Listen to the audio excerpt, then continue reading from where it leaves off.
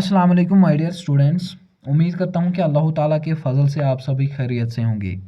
आज इस लेक्चर में हम डिस्कस करेंगे प्रिंसिपल्स ऑफ तफसीर के बारे में। मींस कि प्रिंसिपल्स, इसकी बुनियाद क्या है, तफसीर की बुनियाद क्या है, किन प्रिंसिपल्स पर तफसीर बेस्ड है, इसकी बुनियाद, इसके पिलर्स के बारे में हम डिस्कस करेंगे। But before starting the lecture, अगर आप इस चैनल पर नए हैं तो चैनल को सब्सक्राइब कीजिएगा और वीडियो को स्टार्टिंग से लेकर एंड तक ज़रूर देखिएगा।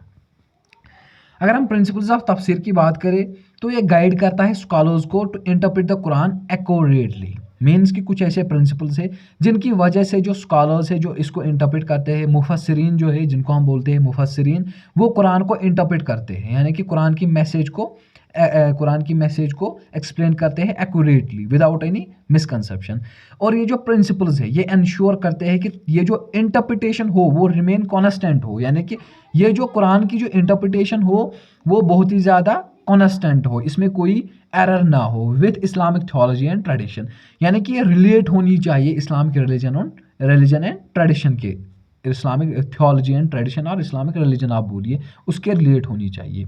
और इसके कुछ प्रिंसिपल जो है वो हम डिस्कस करेंगे, जैसे कुरान बाय कुरान। मीन्स कि interpretation should first seek explanation within the Quran itself as some verses elucidate others. Means कि कुछ ऐसी वर्सेस है जो प्रेडिकेट करती है अदर्स वर्सेस को। कुरान में अगर हम देखते हैं कि वहाँ पर कुछ ऐसी वर्सेस है जिनकी वजह से हम दूसरी वर्सेस को समझ सकते हैं। मीन्स कि हम जो कुरान की जो इंटरप्रिटेशन करते हैं, इसका जो फर्स्ट प्रिंसिपल यही है कि हम कुरान को पहले अच्छे से समझें, कुरान की मैसेज को अच्छे से समझें। कुरान में ये मैसेज दी गई है कि how to interpret the message of Quran. Means कि हमें उन वर्सेस को अच्छे से समझना है, तब जाके हम इसकी इंटरप्रिटेशन अच्छे से कर सकते हैं। Second, hadith means कि sayings and actions of Prophet sallallahu alaihi wasallam are crucial, means as they provide direct context and clarification to Quranic verses.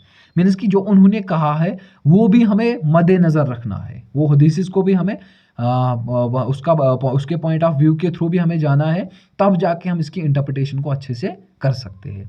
Number third is Shahbaz opinion. Means कि जैसे हमने डिस्कस किया ऑलरेडी कि जो profit सल्लल्लाहु अलैहि वसल्लम के कंपेनियंस थे, तो प्रॉफिट सल्लल्लाहु अलैहि वसल्लम उनके मिसकंसेप्शंस, उनके क्वेश्चंस को रिजॉल्व करते थे, दूर करते थे, तो उनके पास वो नॉलेज प्रिजर्व रही।